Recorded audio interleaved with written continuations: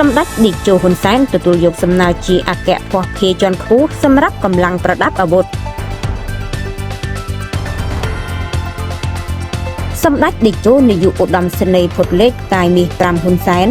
បានប្រកាសទទួលយកសំណើរបស់មេបញ្ជាការទាំងឡាយនៅភារកិច្ចជាអគ្គភស្តុភារជាន់ខ្ពស់សម្រាប់កងកម្លាំងប្រដាប់អាវុធសម្ដេចតេជោនាយកឧត្តមសេនីយ៍ផុតលេខកាយមាស5ហ៊ុនសែនប្រធានព្រឹទ្ធសភានិងជាប្រធានក្រុមឧត្តមប្រឹក្សាផ្ទាល់ព្រះមហាក្សត្រកម្ពុជាបានប្រកាសដូច្នេះក្នុងឱកាសអញ្ជើញជួបប្រជុំជាមួយមេបញ្ជាការអង្គភាពចំណុះទិសទី2និងទិសទី3នៅទីបញ្ជាការស្រាលទិសទី3ក្រុងសំរោងខេត្តឧត្តរមានជ័យនាព្រឹកថ្ងៃទី26ខែមិថុនាឆ្នាំ2025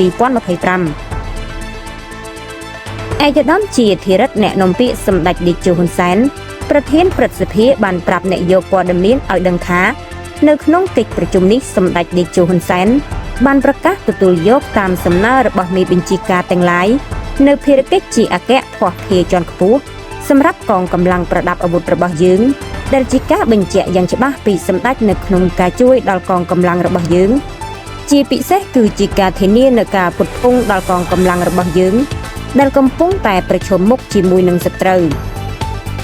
នៅក្នុងឱកាសនេះសម្ដេចតេជោនាយកឧត្តមសេនីយ៍ផុតលេខកាយមាស5ហ៊ុនសែនបានបញ្ជាក់យ៉ាងច្បាស់ថា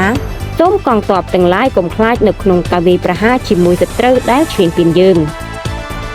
សូមជម្រាបថាសម្ដេចតេជោនាយកឧត្តមសេនីយ៍ផុតលេខកាយមាស5ហ៊ុនសែនប្រធានព្រឹទ្ធសភាកម្ពុជាបានអញ្ជើញមកដល់ក្រុមសំរោងខេត្តឧត្តរមានជ័យនាព្រឹកថ្ងៃទី26ខែមិថុនាឆ្នាំ2025ដើម្បីចុះសួរសុខទុក្ខនិងពិនិត្យស្ថានភាពកងទ័ពកម្ពុជាដែលកំពុងឈរជើងដ៏អង់អាចក្លាហានបំផុតការពារទឹកដីជាប់ព្រំដែនថៃសម្ដេចតេជោហ៊ុនសែនជាអគ្គមេបញ្ជាការកំពូលដែលបានយកចិត្តទុកដាក់ខ្ពស់បំផុតចំពោះយោធាហើយក៏ជាអគ្គមេបញ្ជាការដែលពោពេញដោយយុទ្ធសាស្ត្រសង្គ្រាមវាយកឈ្នះលើសមរភូមិសង្គ្រាមគូបញ្ជាក់ថាកងទ័ពនិងសភាវុធដ៏ទំនើបរបស់កម្ពុជាត្រូវបានចល័តចេញពីបន្ទាយមកកាន់ខេត្តជាប់ព្រំដែនថៃគឺខេត្តឧត្តរមានជ័យនិងព្រះវិហារបន្ទាប់ពីទាហានថៃលបលួចបាញ់ប្រហារទាហានខ្មែរលើទឹកដីខ្មែរ